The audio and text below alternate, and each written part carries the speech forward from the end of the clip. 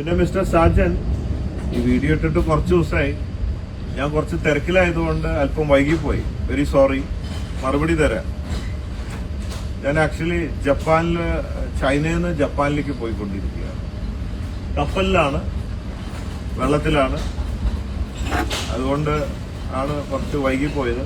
വെള്ളം എന്ന് ഉദ്ദേശിച്ചത് പച്ചവെള്ളമാട്ടോ. ഞാൻ കപ്പൽ വെള്ളത്തിലാണെന്നാണ് ഉദ്ദേശിച്ചത്. അതുകൊണ്ട് ഇത്തിരി വൈകിപ്പോയി. പുറത്തേക്ക് വരുന്നത് എത്ര പേരെ ശ്രദ്ധിച്ചു എന്നെനിക്കറിയില്ല. കഴിഞ്ഞ കുറെ ദിവസങ്ങളായി, അല്ലെങ്കിൽ ആഴ്ചകളായി, മാസങ്ങളായി ഏറെ ഒച്ചപ്പാടുണ്ടാക്കി വൈറലായി മുമ്പോട്ട് പോകുന്ന ബോച്ചേട്ടി ഒരു തട്ടിപ്പാണ് എന്ന തരത്തിലുള്ള വാർത്തകൾ. പക്ഷേ ആ വാർത്തയ്ക്ക് അധികം ആയുസ്സുണ്ടാവില്ല. അവിടെയും എവിടെയും ചെറിയ കുറിപ്പുകൾ വന്ന് അതില്ലാതാണ്. മിസ്റ്റർ സാജൻസ് കറിയ, താങ്കൾ പറയുന്നു ബോച്ചേട്ടി ലക്കി ഡ്രോ തട്ടിപ്പാണ്, ഉടായിപ്പാണ് എന്നത്.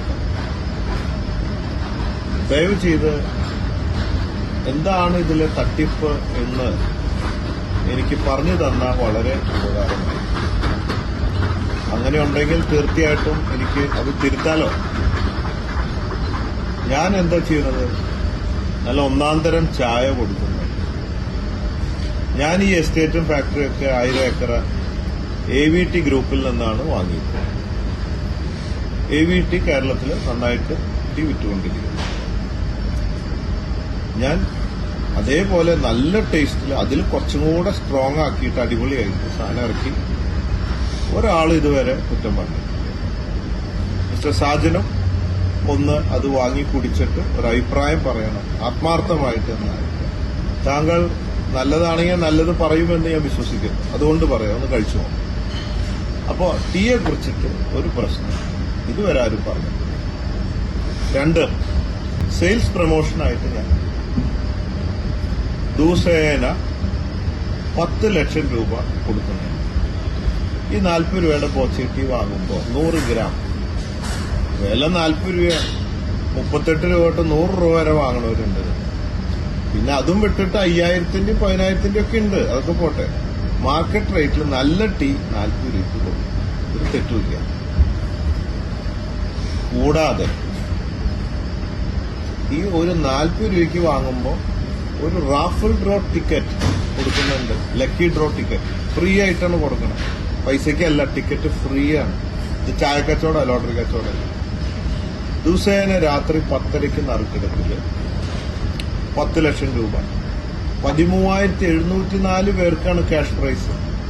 കൂടാതെ 25 കോടിയുടെ ബമ്പർ പ്രൈസ്. ഇത്രയൊക്കെ ഞാൻ ചെയ്യുന്നുണ്ട്. ഇതിലെന്ത് തട്ടിപ്പാണ്? ഇതുവരെ ഞാൻ കൊടുത്തത് ഓരോ ദിവസം 10 ലക്ഷം കൊടുക്കുന്നതും ബാക്കിയൊക്കെ എന്റെ ഫേസ്ബുക്ക്, ഇൻസ്റ്റഗ്രാം പോച്ച് നോക്കിക്കഴിഞ്ഞാൽ എല്ലാവർക്കും കാണാം. അവിടെ എടുക്കണം, എല്ലാവർക്കും ക്യാഷ് കൊടുക്കുന്നുണ്ട്. ഇനി നിയമപരമായിട്ട് നോക്കിയാൽ എന്താണ് തട്ടിപ്പ്? ഒരു തട്ടിപ്പുമില്ല. ലോട്ടറി ഡിപ്പാർട്ട്മെന്റ് കേസ് കൊടുത്തു, പോലീസ് കേസെടുത്തു, കോടതിയിലെത്തി. കേസ് ആർക്കും കൊടുക്കാമല്ലോ. ഒരു കാപ്പായ കടലാസുണ്ടെങ്കിൽ ആർക്കും കൊടുക്കാം, തെറ്റൊന്നുമില്ല.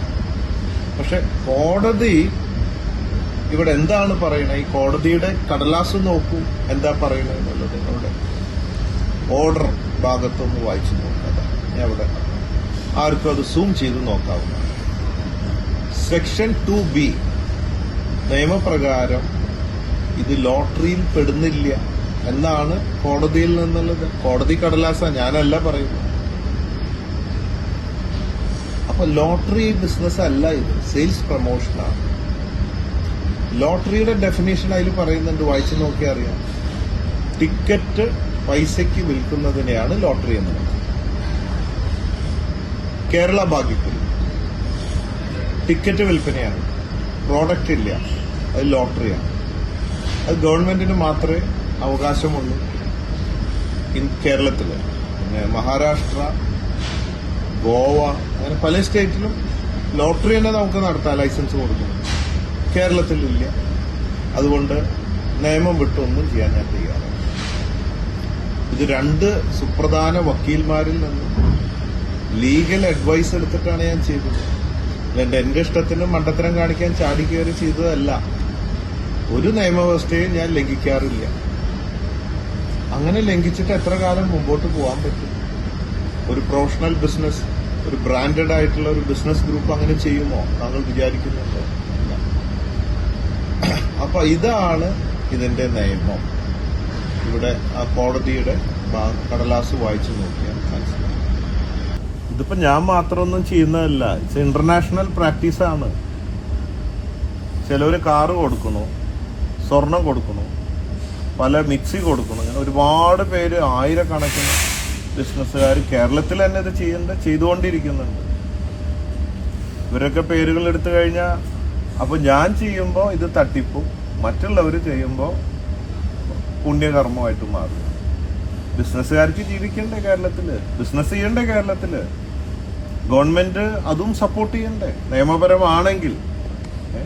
കോമ്പറ്റീഷൻ ഫീൽഡല്ലേ. അപ്പൊ തീർച്ചയായിട്ടും ഡിസ്കൗണ്ട് കൊടുക്കും, വെറുതെ കൊടുക്കും, പലതും ചെയ്യും. നിയമപരമാണോ അല്ലയോ, ജനങ്ങൾക്ക് നഷ്ടമുണ്ടോ, ഗവൺമെന്റിന് നഷ്ടമുണ്ടോ, ഇതൊക്കെയല്ലേ നോക്കേണ്ടത്. ഇനിയിപ്പോ ഓക്കെ, നിയമപരമായിട്ട് ഇതൊക്കെ ചെയ്യാൻ പറ്റുന്നതാണ് എങ്കിൽ പോലും ഇനി ഇത് നിർത്തണം എന്ന് പറയുകയാണെന്ന് വെച്ചാൽ ഗവൺമെന്റ്, കേരളത്തില് എന്തോരം പേര് ബിസിനസ് ചെയ്യുന്നു. ഈ കോമ്പറ്റീഷൻ എങ്ങനെ മറികടക്കും? ബിസിനസ്സുകൾ അടച്ചുപൂട്ടില്ലയോ? അപ്പൊ ഗവൺമെന്റ് എല്ലാ വിഭാഗത്തിനെയും ശ്രദ്ധിക്കണ്ടേ, എല്ലാവർക്കും സപ്പോർട്ട് വേണ്ടേ? ഇത് ഞാൻ മാത്രമാണോ ചെയ്യുന്നത്? അങ്ങനെയാണെങ്കിൽ ഇനി ഒരു വക നറുക്കെടുപ്പും കേരളത്തിൽ ഒരാളും ചെയ്യാൻ പാടില്ല എന്നാണ്.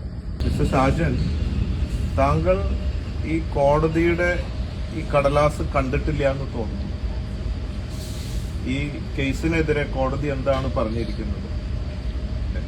ലോട്ടറി അല്ല എന്ന്, ഇവിടെ വേറെ വഞ്ചനയോ കാര്യങ്ങളോ ആർക്കും ഒരു നഷ്ടമോ കാര്യമോ ഒന്നും വന്നിട്ടില്ല. ഇതിനെ കുറിച്ചിട്ടാണ് അവിടെ പ്രതിപാദിച്ചിട്ടുള്ളത്. പക്ഷേ കേസ് എടുത്തു കഴിയുമ്പോൾ അത് വാർത്തയാക്കിയില്ലെങ്കിൽ മറുനാടനെ പോലുള്ളവർ മൈലേജ് എടുക്കും എന്ന് ഭയന്ന് പേരിന് വേണ്ടി അവർ ഒരു വാർത്ത കൊടുക്കുമെന്ന് മാത്രം. എന്നാൽ ഇത് സത്യമാണ്.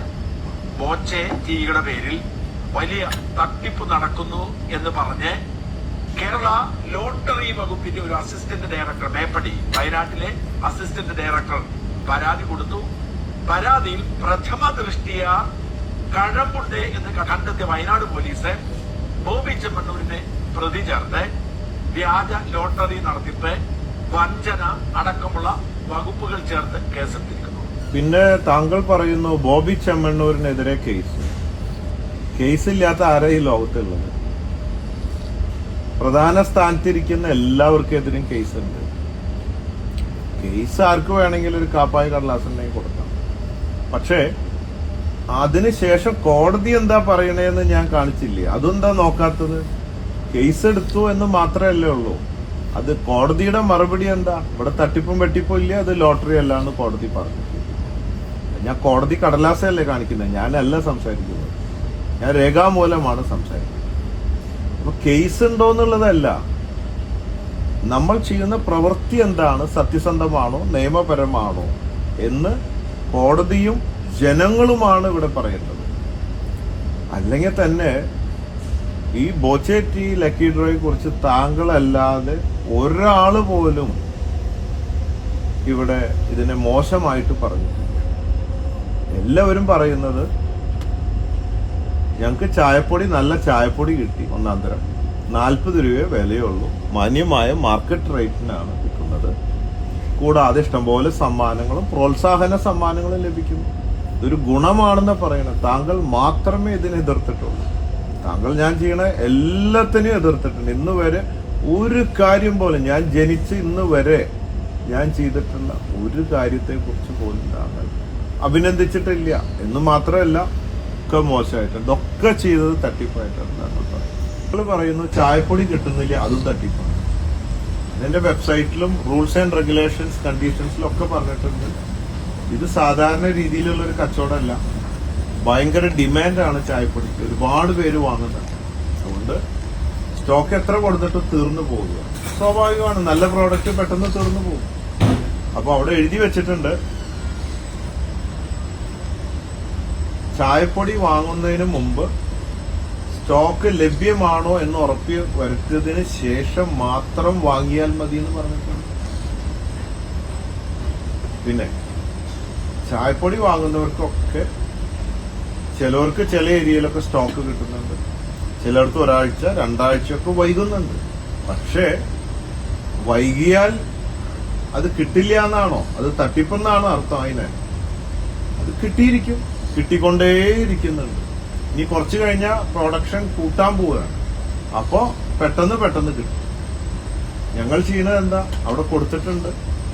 നിങ്ങൾ ഓൺലൈനിൽ വാങ്ങിയാലും എങ്ങനെ വാങ്ങിയാലും ഇന്ന പിക്കപ്പ് സെന്ററുകളിൽ നിന്ന് നിങ്ങൾക്ക് അത് വാങ്ങാവുന്നതാണ് എന്ന് കൊടുത്തിട്ടുണ്ട്. അതവിടുന്ന് കളക്ട് ചെയ്യാം. ചിലര് സാധനം വന്നാൽ പോലും വൈകിട്ട് അവർക്ക് ഇഷ്ടമുള്ള എപ്പോഴാണ് വന്ന് കളക്ട് ചെയ്യുന്നത്. നമ്മുടെ കുറ്റമല്ല, ഒക്കെ നിയമപരമായിട്ടാണ് ചെയ്യുന്നത്. അതൊരു തട്ടിപ്പായിട്ട് കണക്കാക്കാൻ പറ്റുമോ? കേരളത്തിലെ ഏറ്റവും അധികം ശാസ്ത്രീയമായ തട്ടിപ്പ് നടത്തുന്ന ഒരാളാണ് ബോബി ചെമ്മണ്ണൂർ. സകല ഉഡായിപ്പുകളും ബോബി ചെമ്മണ്ണൂറിന്റെ കയ്യിലുണ്ട്. പിന്നെ താങ്കൾ പറയുന്നു ശാസ്ത്രീയമായിട്ട് ബോച്ചെ തട്ടിപ്പ് നടത്താമെന്ന്. എന്താണ് ശാസ്ത്രീയ അശാസ്ത്രീയമായിട്ടുള്ള തട്ടിപ്പെന്ന് എനിക്കറിയില്ല. ഞാൻ ആരെയാണ് തട്ടിച്ചത്? ആരെങ്കിലും ഒരാളെ നിങ്ങളുടെ സ്റ്റുഡിയോയിലേക്ക് വിളിക്കാവോ? പറ്റിക്കപ്പെട്ട ആരെങ്കിലും ഉണ്ടോ ഈ 161 വർഷത്തിനുള്ളിൽ? അല്ലെങ്കിൽ ഞങ്ങളുടെ കമ്പനിയിൽ ഷെയർ ഹോൾഡർമാരുണ്ട്, അവർക്ക് അവരുടെ മുതല് കിട്ടിയിട്ടില്ല എന്ന് പറയുമോ? ഞാൻ പ്രോമിസ് ചെയ്ത പ്രോഫിറ്റ് കിട്ടിയിട്ടില്ല എന്ന് അവർ പറയുമോ ആർക്കെങ്കിലും? അല്ലെങ്കിൽ ഞങ്ങൾ സൊസൈറ്റിയിൽ ഡെപ്പോസിറ്റ് എടുക്കുന്നുണ്ട്, സെൻട്രൽ ഗവൺമെന്റിന്റെ അംഗീകാരമുള്ള മൾട്ടി സ്റ്റേറ്റ് മലങ്കര ക്രെഡിറ്റ് സൊസൈറ്റിയാണ്. കേരളത്തിലെ ഏറ്റവും ടോപ്പ് 2 സൊസൈറ്റിയിൽ ഒരു സൊസൈറ്റിയാണ് അത്. ഞങ്ങളുടെ ബാലൻസ് ഷീറ്റ് ഓപ്പൺ ആക്കി വെക്കാൻ പറ്റും, ആർക്ക് വേണമെങ്കിൽ നോക്കാം. അതാണ് വളരെ ട്രാൻസ്പെറന്റ്. അപ്പോ ഡെപ്പോസിറ്റ് എടുക്കുന്നുണ്ട് 10-300. ഞങ്ങൾക്ക് ബാങ്കിങ് റിസർവ് ബാങ്കിന്റെ അംഗീകാരമുള്ള RBIയുടെ NBFC നോൺ ബാങ്കിങ് ഫിനാൻസ് കമ്പനികളുണ്ട്. NCD എടുക്കുന്നുണ്ട് അവിടെ. ഞങ്ങൾക്ക് ഗോൾഡ് അഡ്വാൻസ് ചെയ്തിട്ട് സ്വർണം ക്യാഷൊക്കെ അഡ്വാൻസ് ചെയ്തിട്ട് സ്വർണം വാങ്ങുന്ന സ്കീമുകളുണ്ട്, പല സ്കീമുകളുണ്ട്. ഇതൊക്കെ വളരെ നിയമപരമായിട്ട് നമ്മൾ നടത്തിക്കൊണ്ടു പോകുന്നു ഇത്രയും വർഷമായി. അപ്പൊ ഇവിടെ ആർക്കെങ്കിലും മുതലോ പലിശയോ ലാഭമോ നഷ്ടപ്പെട്ടിട്ടുണ്ടോ? ഉണ്ടെങ്കിൽ താങ്കൾ സ്റ്റുഡിയോയിലോട്ട് വിളിക്കും, ഞാൻ അങ്ങോട്ട് വരാം. ഞാൻ ഓപ്പൺ ആയിട്ടല്ലേ പറയുന്നത്, അങ്ങനെ പറ. അല്ലാതെ റോൾസ് റോയ്സിൽ എല്ലാവരും കയറ്റിയില്ല, ഇതൊരു തട്ടിപ്പാണോ? ഞാൻ ഫ്രീ ആയിട്ട് എനിക്ക് സൗകര്യമുള്ളപ്പോൾ കയറ്റാന്ന് പറഞ്ഞു ഒരുപാട് പേരെ കയറ്റി കൊണ്ടുപോകാൻ പറ്റുമോ? 10,000 പേരെ എനിക്ക് കയറ്റി കൊണ്ടുപോകാൻ പറ്റുമോ? ഒരു നല്ല കാര്യം ചെയ്യുമ്പോൾ കുറെ പേര് കയറിയില്ലേ? റോൾസ് റോയ്സ് കയറാത്ത ഒരുപാട് പേരുണ്ട്, ഒരുപാട് പേര് കയറി. അതിലൊരു നന്മയല്ലേ കാണേണ്ടത്? ബോച്ചെ ചെയ്തത് നന്നായി. അല്ലെങ്കിൽ എന്താ പറയാ, ഹെലികോപ്റ്ററിൽ മുമ്പ് ഇപ്പൊ അത് സർവീസ് നിർത്തി വെച്ചിരിക്കുക, വീണ്ടും തുടങ്ങാൻ പോവുക. അതിൽ കുറെ പേരെ ഞാൻ ഫ്രീ ആയിട്ട് കൊണ്ടുപോയി. ഇതൊരു നന്മയല്ലേ പറയണ്ടേ? കേറാത്തവർക്ക് ഇതൊരു പുതുമയാണ്, ഒരു ആഗ്രഹമാണ്, അത് സാധിച്ചു കൊടുക്കും. അപ്പോ ഒരുപാട് പേരെ കയറ്റിയില്ല എന്ന് പറയും. അല്ലെങ്കിൽ എന്താ, ഞങ്ങളുടെ ഓക്സിജൻ റിസോർട്സുകളുണ്ട് പല സ്ഥലത്തും, അവിടെ ബുക്ക് ചെയ്തിട്ട് ആ ഡേറ്റിൽ കിട്ടിയില്ല. അല്ലെങ്കിൽ അവിടെ ഭക്ഷണം കഴിച്ചപ്പോ ഒരാൾക്ക് വയറിളകി. അല്ല, ഇങ്ങനെയുള്ള കാര്യങ്ങളൊക്കെ ഉണ്ടാവും. സ്റ്റാഫുകൾ നടത്തണമല്ലേ? ഏത് 5 സ്റ്റാറിൽ പോയാലും പ്രശ്നങ്ങളില്ലാത്ത സ്ഥലങ്ങളുണ്ടോ? ഇടയ്ക്കൊക്കെ ഉണ്ടാവും. എന്നോർത്തത് കൊണ്ട് ഈ ചെറിയ ചെറിയ കാര്യങ്ങളൊക്കെ പറഞ്ഞുകൊണ്ട് ഞാൻ ഭൂലോക തട്ടിപ്പുകാരനാണ് എന്ന് പറയാ എങ്ങനെയാണ്?